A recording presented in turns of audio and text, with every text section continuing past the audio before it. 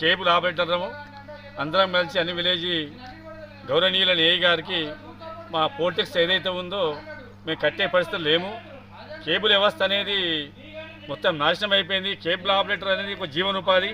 గౌరవనీయులు ముఖ్యమంత్రి గారి గురుడు ఏమంటే మీరు ప్రతి యువతకు ఎడ్యుకేషన్ చేసుకోకపోయి యువతకు ఏదో ఉపాధి కల్పిస్తామని చెప్తున్నారు సార్. కాబట్టి ఏదో ఉపాధి చిన్నదో పెద్దదో మేము 20-30 సంవత్సరాల నుంచి నడిపిస్తున్నాము. మా పరిస్థితి బాగలేదు. ఈ పోల్టెక్స్ ఏదైతే ఉందో మీరు రద్దు చేస్తే ఆ ఉపాధి ఏదో మాకు కల్పించినట్టే. ఇంతకుముందు కూడా కోవడం జరిగింది. కనీసం మీరు ఒక లోన్ కానీ ఏది కూడా ఇవ్వడం లేదు.